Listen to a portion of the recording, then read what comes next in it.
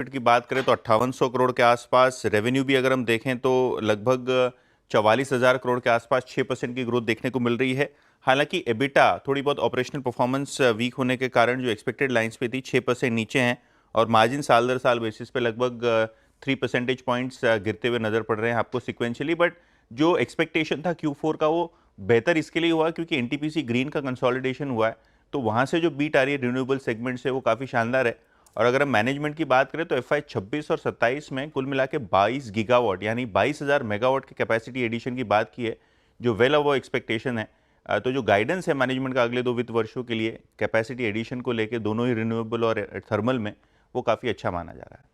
Good morning. और JSW steel के numbers की बात करें तो इनलाइन विद एक्सपेक्टेशंस आपको दिखाई पड़ रहे हैं। अगर हम नेट प्रॉफिट की बात करें तो 14% की बढ़त, रेवेन्यूज 3% घटे हैं। ऑब्वियसली जो स्टील के दामों में साल दर साल कमी आई है उसके कारण आपको टॉप लाइन थोड़ी फ्लैटिश देखने को मिल रही है। एबिटा 4% ऊपर है, थोड़ा बेहतर एक्सपेक्टेशन से आपको मार्जिन देखने को मिल रहा है 14.2% के आसपास, जो कि 1 परसेंटेज पॉइंट्स के आसपास का improvement year on year basis पे देखने को मिल रहा है। कॉन्फ्रेंस कॉल में कमेंट्री अच्छी थी, कॉस्ट कटिंग के द्वारा मार्जिन एक्सपेंशन की कंपनी ने बात की है। हालांकि जब एनालिस्ट लोगों ने पूछा कि जो NCLT का मामला था आपका IBC का भूषण स्टील एंड पावर को लेके, तो वहाँ मैनेजमेंट ने कहा कि हमने सारे प्रोटोकॉल्स और रूल्स फॉलो किए हैं, तो किसी प्रकार की दिक्कत वहाँ नहीं आनी चाहिए। हालांकि मैटर सब जुडिस है तो ज़्यादा कमेंट्स मैनेजमेंट ने उस पर किए नहीं। JSW यार डिसअपॉइंटिंग नंबर्स अगर हम बात करें तो ऑब्वियसली साल दर साल आपको एक टर्न अराउंड दिखेगा कि घाटे के मुकाबले एक छोटा 5 करोड़ का प्रॉफिट कंपनी ने दिया है, लेकिन देखिए एबिटा जो एक्सपेक्टेशन था 600 करोड़ के ऊपर का, उसके बदले लगभग 560 करोड़ आया है। मार्जिन्स साल दर साल हल्के पुल्के बढ़े हैं। लेकिन सबसे बड़ा बात यहाँ मैं जो फीडबैक ले रहा था वो ये है कि जो US सेल्स हैं 41 क्वार्टर के लोएस्ट ग्रोथ ट्रेजेक्ट्री पे हैं। इंडिया बिजनेस का भी जो सेल नंबर है वो बिलो एक्सपेक्टेशन है। तो जो इंटरनल्स है ग्लेनमार्क फार्मा के, वो कहीं ना कहीं डिसअपॉइंटिंग है। बाजार को ज़्यादा ग्रोथ की एक्सपेक्टेशन थी, शायद वो नहीं हुआ। और YTD अगर हम देखें ईयर टू डेट स्टॉक 12% नीचे है, तो कहीं ना कहीं बाजार कमज़ोर नंबर्स मान के चल रहा था। और Q4 मुझे लगता है कि थोड़ा वीक ही है, स्पेशली US सेल्स साइड में जहाँ कॉन्फिडेंस बाजार का थोड़ा बढ़ा था, लेकिन Q4 के नंबर्स काफ़ी वीक हैं।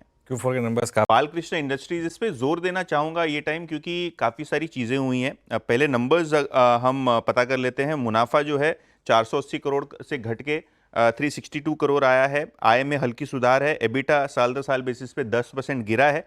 और अगर हम मार्जिन्स की बात करें तो यहाँ भी आपको वीकनेस देखने को मिल रही है। मार्जिन्स गिरे हैं लगभग 3 परसेंटेज पॉइंट से। लेकिन कंपनी का एक बड़ा इंपॉर्टेंट अनाउंसमेंट आया कॉन्फ्रेंस कॉल पे कि वो ट्रक्स, बसेस, रेडियल्स और जो 4 व्हीलर टायर्स हैं उसके अंदर फोरे करने वाले हैं डोमेस्टिक मार्केट के लिए।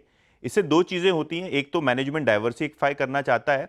हालांकि बाजार का मानना या एनालिस्ट का फीडबैक ये है कि जो कॉस्ट है वो फ्रंट एंडेड हो जाएगी अब, और जो रिजल्ट हैं वो 3-4 साल बाद आएंगे। तो ये जो फोरे है उसमें केपेक्स और लागत जो है उसके कारण कैश फ्लो पे स्ट्रेन होगा।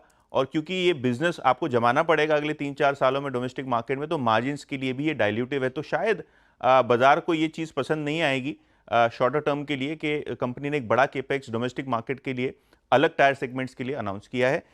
इसके अलावा जेके टायर्स के भी नंबर्स आए हैं और दूसरे भी कई नंबर्स हैं। जेके सीमेंट के, सॉरी, प्रॉफिट 77% ऊपर है। एबिटा 34.5% एब्सोल्यूट बेसिस पे बढ़ा है और मार्जिन साल दर साल बेसिस पे 4% बढ़े हैं। तो जेके सीमेंट के नंबर्स बेहतर लग रहे हैं। इसके अलावा इसके अलावा अगर हम दूसरी नंबर्स की बात करें तो यहाँ लक्स इंडस्ट्रीज के numbers in line with expectations हैं, और फिनोलेक्स इंडस्ट्रीज की बात करें तो यहाँ नंबर्स वीक हैं। GNFC की बात करें तो 3% आपको साल दर साल बेसिस पे रेवेन्यू घटते हुए नजर पड़े हैं। और ओवरऑल अगर हम प्रॉफिट की बात करें तो बेस छोटा था पिछले साल का, इसके लिए 65% जंप देखने को मिल रहा है। देखिए इटर्नल यानी जोमेटो पे जो उन्होंने FI लिमिट को चेंज करने की फॉर्मेलिटीज की थी वो कंप्लीट हो गई, जिसके बाद FTSE और MSCI दोनों ने अपने इंडेक्स में ये कंपनी के वेटेज घटाए हैं। FTSE की बात करें तो यहाँ बिकवाली 27 मई को होगी और MSCI की सेलिंग 30 मई को होगी, और कंबाइंड बेसिस पे 800 से 900 मिलियन डॉलर्स के आसपास, मतलब 6,500 करोड़ से लेकर 7,500 करोड़ की सेलिंग एक्सपेक्टेड है। तो ये काउंटर आज ऑब्वियसली फोकस पे रहेगा क्योंकि जो भी FDI नॉर्म्स और FI नॉर्म्स इनको चेंज करने थे उसके चलते की इंडस्ट्रीज जो फॉरेन वाले हैं इन्होंने वेटेज अच्छी तरीके से काटा है, और सिंगल एक्सपेक्टेशन था कि फेजेस में होगा, ये सिंगल सेलिंग दोनों ही इंडस्ट्रीज में एफटीएसई और एमएसआई में आती हुई नजर पड़ेगी। रखिए एटीएम फोकस में रहेगा। सुप्रीम कोर्ट ने 5700 करोड़ रुपए का जो जीएसटी नोटिस था और जो रिकवरी प्रोसीडिंग्स थी उस पर स्टे लगा दी है, क्योंकि जो गेमिंग कंपनी है उनकी यहाँ एक जीएसटी डिमांड नोटिस था, तो ये स्टॉक फोकस में रहेगा। एक्सपेक्टेड लाइंस पे ही है। डॉक्टर रेड्डीज की बात करें तो इनकी जो तेलंगाना में CTO 5 फैसिलिटी थी, यहाँ यूएस एफडीए का इंस्पेक्शन हुआ 19 से लेकर 24 मई तक, जहाँ 2 ऑब्जर्वेशंस कंपनी को मिले हैं। बड़ा कोई सीरियस मामला यहाँ नहीं देखने को मिल रहा है। हालांकि हैदराबाद से और एक अच्छी खबर है दिवीज लैब्स के लिए, क्योंकि इनको एक बड़ा ऑर्डर एमएनसी से मिला है एपीआई और रॉ मटेरियल्स के लिए, जिसके लिए कंपनी 500 से 600 करोड़ का नया केपेक्स और नई लाइन लगाएगी। ऑब्वियसली ये जो ग्लोबल फार्मा कंपनी है, इसका नाम कंपनी ने डिस्क्लोज नहीं किया है, क्योंकि जो एनडीए अग्रीमेंट्स है उसके तहत वो डिस्क्लोजर नहीं होगा। लेकिन 500 से 700 करोड़ रुपए के बीच का ये जो केपेक्स है, इसको पॉजिटिव माना जाएगा, क्योंकि एक नया ऑर्डर कंपनी के हाथ लगा है। ओके।